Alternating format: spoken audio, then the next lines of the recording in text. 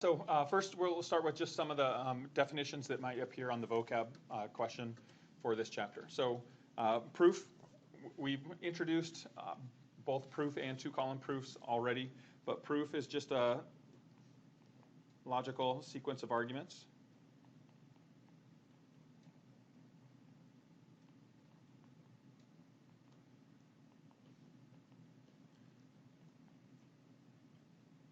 And it's going to use deductive reasoning.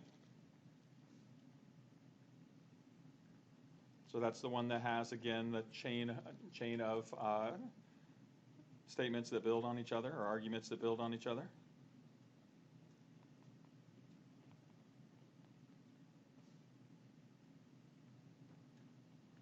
And it's going to be used to show that to demonstrate that a statement is true. Okay, so remember, the statement's going to start off as a conjecture.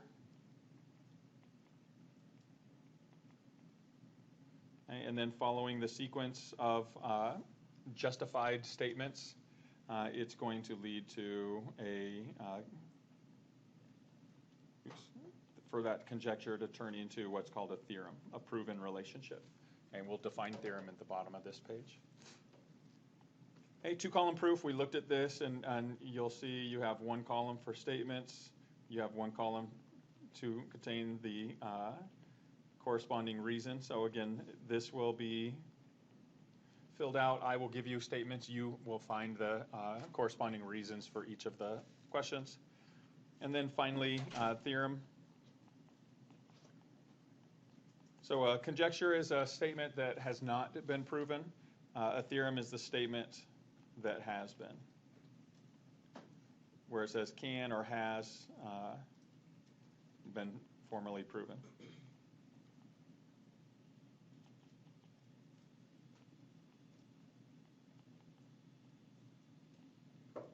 And so we're going to go through, the theorems are the statements that are, they're taking a specific incident, demonstrating that it's true, and then being able to apply it to a broader span of relationships. Okay. All right, so when we begin looking at geometric proofs, okay, so this is going to be a typical geometric proof. You're going to be given that initial state, again, and you're going to look to find an end state. Okay, so when I refer to these, that's what I'm talking about, the givens and the statement that's being asked to prove. Okay, at this point, that statement that PR is equal to QS is a conjecture. Okay, it's assumed to be true. We're going to demonstrate that it's true, but at this point, it's not. It hasn't been proven. Okay, as with the algebraic proofs, you will tend to start with your given information. So the givens will generally begin as statement one. Now, if they appear anywhere in your proof, you will justify it using given. But most of the time, it's going to be the first statement. All right. Now, here's the difference between the geometric proofs and the algebraic proofs. The first thing that you'll want to do when you look at the given information is often interpret anything that's given. Okay, so right here, we're given that PQ, so this measure right here, and RS are equal. Notice it already has those markings, okay, but here I can kind of see visually that those two segments are the same.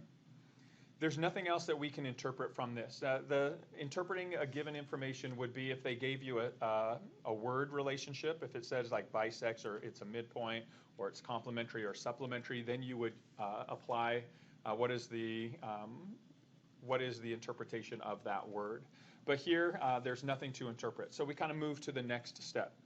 And that is to introduce any end state elements that are not already in your proof. So I have PQ and RS. I'm looking to prove that PR is equal to QS. Okay, so neither of those elements have been introduced into the proof. So generally, after the given information is interpreted, you're then going to look to introduce the elements of the end state that aren't already there. So to introduce PR, you see the statement that PR is equivalent to PQ. So here's PR is equivalent to PQ plus QR. What allows us to make that statement? What is that relationship right here? You have two parts add together to equal the whole. Do you guys remember what that was called? Segment addition, right? So it is addition, it's segment addition. All right, so segment addition introduces that statement. Okay, it allows us to bring this end state element PR into the proof. Okay, we also see that QS right here is equal to QR plus RS. That also is sum of the parts is equal to the whole, segment addition. So notice those are grouped together in the same step. You can, if things are justified with the same reason, you can combine them, both statements, into that same step. Okay, so that introduces the two end state elements. After you have all your end state elements introduced into the proof, then what you're going to look to do is just manipulate what you have to see can you come up with that conclusion. So all of our end state elements are introduced right now. So what we're going to do here is we're going to do one of two things. Okay, and each of these proofs, the left one and the right one, are sort of the two options that you have or that you might see on how to build into your final statement. Okay, so this one right here is taking PR and setting it equal to RS plus QR.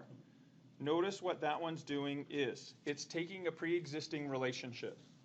PR right here is equal to PQ, which we don't have, plus QR. So what we see is that we're just copying statement 2, but instead of writing PQ, we're replacing PQ with its equivalent. What is PQ equivalent to? RS. And so when you replace something with its equivalent, what's that called? No, symmetric is flipping it. Replacing with an equivalent is substitution, right? That's the word that we use, right? We are substituting RS in for PQ. So we're just rewriting statement 2, but we're substituting an equivalent value for PQ in for that. And that's how we create that third statement, or that statement in step 3. And now, anytime we use substitution, we then have to go back and see, is this only substitution or is it also transitive property? So the test for transitive property looks like this.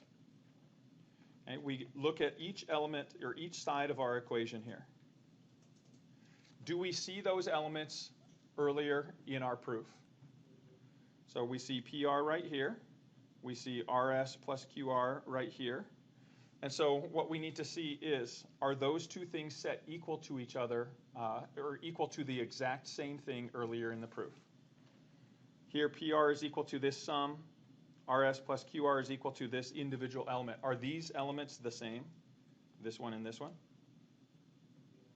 Are they equivalent? Exactly the same thing? Not are they equivalent, but is that exactly the same thing? No, I have PQ plus QR, and that's different than QS. Those are two different things. And so transitive property doesn't work. The only way transitive property works is if those two items that are circled are equal to the exact same statement, the exact same thing. So the fact that they're not means that this is going to be an example of only substitution. Now, once we identify that, we then get our next statement, PR is equal to QS. So we see, where can we relate these? Well, if we take this statement statement 3, we write PR here is equal to, but instead of writing QS, or instead of writing RS plus QR, we write QS. Well, is QS equivalent to RS plus QR? Yeah. So this is, again, is a substitution, right? We are substituting in an equivalent value for something else. So that's substitution. But we have to test it and see, is this also transitive property? So we take both sides of our equation here. Do you find PR and QS earlier in your proof? Here's PR and here's QS. Are they set equal to the exact same thing? PR is equal to RS plus QR. QS is equal to RS plus QR. Did I say the exact same thing there? RS plus QR and RS plus QR. Those are the exact same thing, right? And so because of that, this is also transitive property.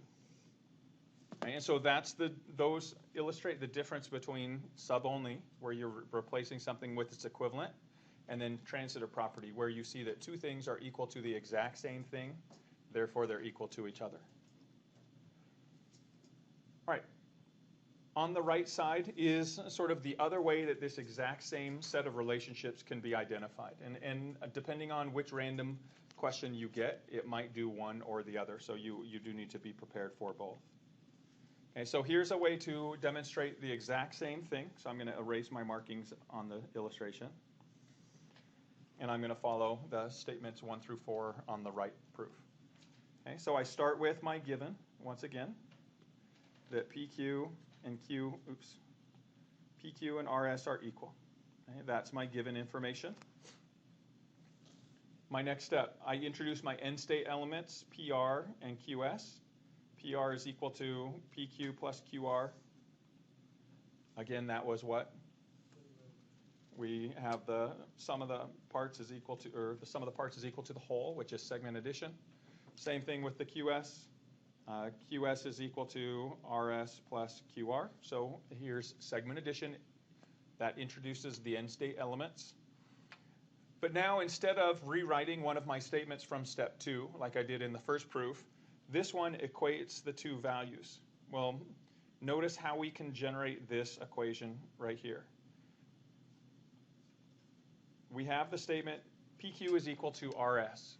Okay, so I see that the first part of each side of that equation, PQ equals RS, is just rewriting statement 1. And what am I doing to the left side of statement 1? I'm adding QR to it. And you can balance that equation by doing what to the other side? Adding QR, right? So here I have that relationship that if I add equals to equals, the sums are equal. And what's that called? What did I do to both sides of that statement 1? Yeah, just addition. So this is addition property. I added the same value to each side. Okay, once you do that, you can then write your last statement here. Notice that PQ plus QR is equivalent to what in statement 2? PQ plus QR is equivalent to PR. So I can substitute that in. And what is RS plus QR equivalent to? QS. So I can substitute that in. So what I did right here, bless you, is I used substitution, right? I replaced equals with equals. So I know that this is substitution. The last thing I need to do is determine, is it transitive property as well? And so if I go back into my proof, I look to see left side and right side. Do I have PR somewhere earlier in my proof? Yes. Do I have QS somewhere earlier in my proof? Yes. So now I test to see, are those equal to the exact same thing? When I say PQ plus QR, am I saying RS plus QR? No, these are not the exact same thing. So this is going to only be substitution. It misses that rule for transitive property. And if those had been the exact same thing, then you would say transitive property as well. Right, so this, again, it's a subtle difference, but it is one that you are being asked to make a distinction about. Right, so let's try one on your own. Okay, the thing with proofs is that at the point when you're first learning them, just get as far as you can. Okay, take a risk, try to get as far as you can, and then we'll try to talk through where it is that what you're not seeing, or hopefully we can get it figured out. What those final relationships are. So see if you can justify these 4 steps. Again, right now, the justifications that you guys can be using are given, definitions, so definition of whatever the word is. You can use any of those axiomatic properties, so addition property, subtraction property, multiplying, dividing, substitution, transitive property, reflexive property, symmetric property. Okay, those are all of what you have. Now, you can use the postulates, the assumed truths or relationships that are accepted without being proven, like segment addition, angle addition. Okay, those are really all that we have right now. And then anytime we actually prove a specific relationship, and where we can then generalize it and apply it to any other rule as a theorem, we'll be able to use those as well. Okay? Pulls from, so you might get a slightly different variation. Okay, but you can still, remember, get full credit on your homework assignments. by clicking the try similar question button. Right, so let's see if we can find the justifications for these 4 steps. So the first step, test and see. In this first step, are we repeating the givens? Yeah, so that one's easy, right? So that's just our given information. And now I am going to copy down, I'm going to leave markings on my diagram of what this information gives. So this one says that AB is congruent to FG. So I'm marking those with 2 tick marks each. And then it says that BF bisects AC and DF. And now, that is something that you know what that means, right? If that line BF bisects AC, then that means what relationship exists? AB has to be equal to what? BC. Okay, so you know from that statement that these 2 have to be equal. Okay, so you also know that DF and FG, since BF bisects DG, that those 2 also have to be congruent to each other. Notice, once you read through a word and you make that interpretation, find where that relationship is written in your proof. So we just said that AB and BC are equal. What statement repeats that claim? 2, 3, or 4? 2, right? So we find where that is, and then we justify that as the definition of what we interpreted. So this is definition of what word? Yeah, you have to have the word appear in the proof. Okay? Now, is it true that B and F are midpoints of that segment? Yes. If we were told that those were midpoints, then we would justify this step by definition of midpoint. But you have to only use what's given. And don't make an inference on something that's there. And so even though B and F are going to be midpoints, the given information says that they bisect, so that's the word we have to use when we interpret. Okay, so by definition of bisect, we know that these are equal to each other. So I'm going to go ahead, I'm going to mark them, but with slightly different. So 1 tick mark here, and I'm going to use 3 tick marks for this. And you don't know anything about them being equal to each other, but you do know that they are equal.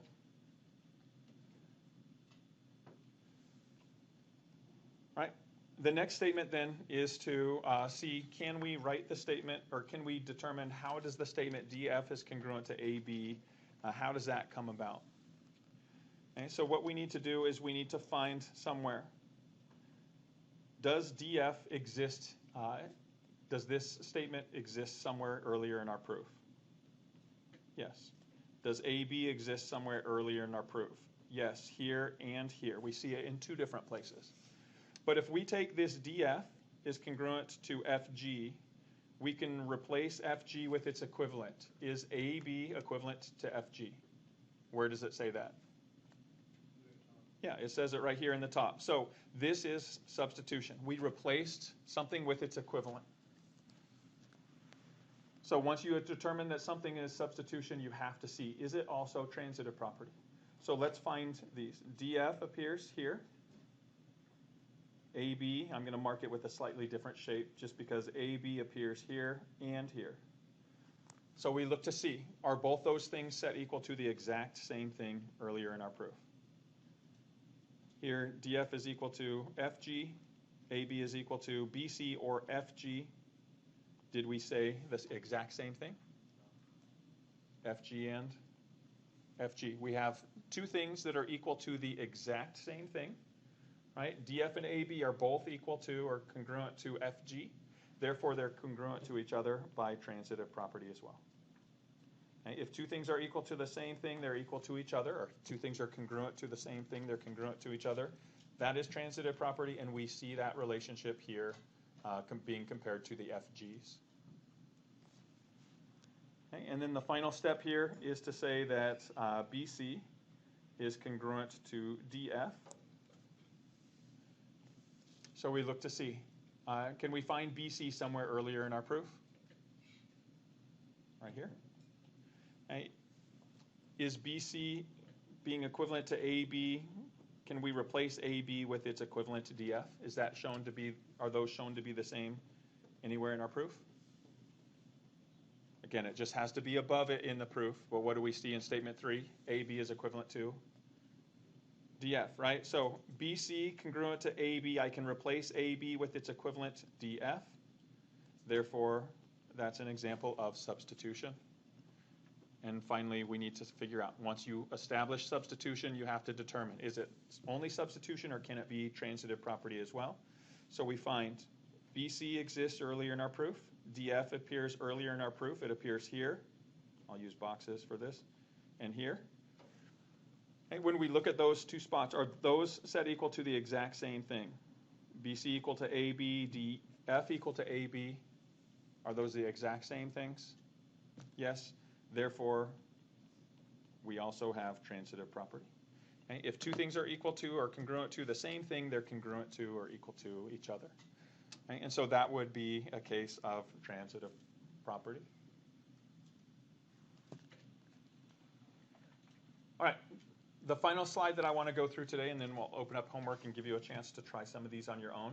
Skip the next slide because that has to do with angles, and we'll save angles for the next proof. But I want to focus on the proofs that involve segments and segment addition. Okay, so see if you can go through this proof as far as you can. We haven't talked specifically about what moves from statement 4 to 5, but see if you can justify the first 4 of these 5 statements. Given, you can define that word, use the definition. You can use addition property, substitution, and transitive property. Those are the main things that we're looking for. So kind of like, if in doubt, pick the things that you recognize appear the most when you're doing these proofs.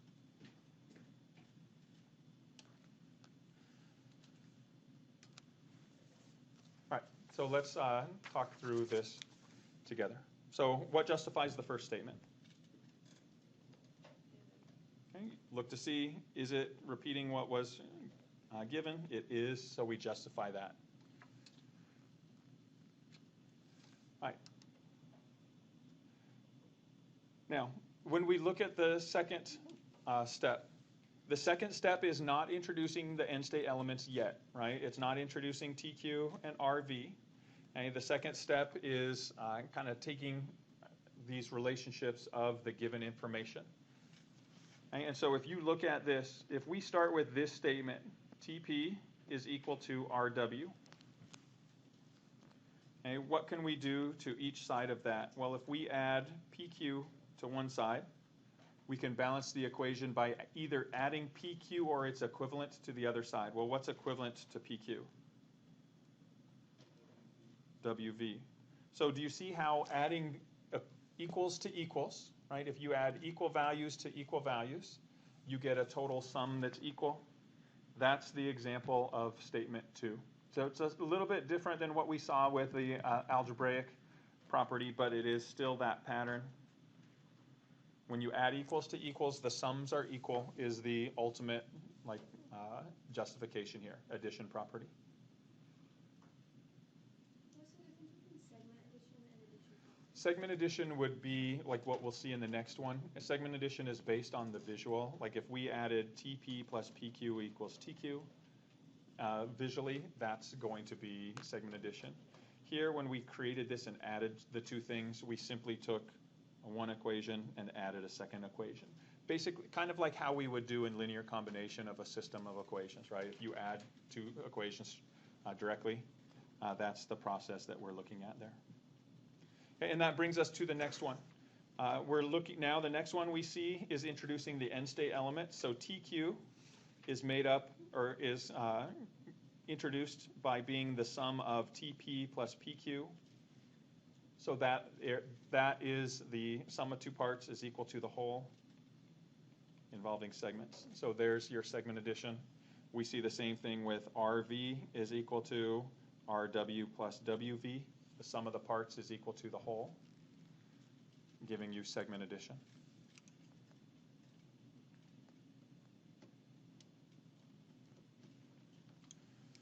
All right. This next one is a little bit tougher because it's not quite as easy to see what exactly is happening here. But we need to create this statement that TQ is equal to RV. Well, we have TQ in our proof, and we have RV in our proof. But what we see is that these aren't equal to the same thing. So this is not transitive property, right? But what we do see is that TQ is equal to TP plus PQ. So we could take statement 2, and what can we replace TP plus PQ with? What is that equivalent to? TQ. So what we're going to do right there is we replace that statement with its equivalent, and then we do the same thing with, again, if we take this statement 2, what can we replace RW plus WV with? It's equivalent to RV. So the way that we created statement 4 is we took statement 2 and we substituted in values on the left side, values on the right side, and so anytime you replace or substitute, that is your justification. And when you do have substitution as a reason, you have to look to see, is it also transitive property? So when we look at TQ and RV, we've already got them circled here. Are they equivalent to the exact same thing? Now, again, not equivalent things, okay, but are those the exact same thing? Am I saying the same thing when I say TP plus PQ and RW plus WV? No. They're equivalent things, but they're not the exact same. So this is only substitution. Okay, it's not an example of transitive property. Okay, and we haven't talked about this last thing, but the last step goes from measurements into congruence, so equality into congruence. And it's just saying that if two distances, TQ and RV, are equal, then the segments that form those distances, segment TQ and segment RV, are congruent. And that's going to be justified by definition of congruence. Okay, congruence means equal in all respects. So this is saying that if two measurements are equal, then the segments that form those measurements are congruent.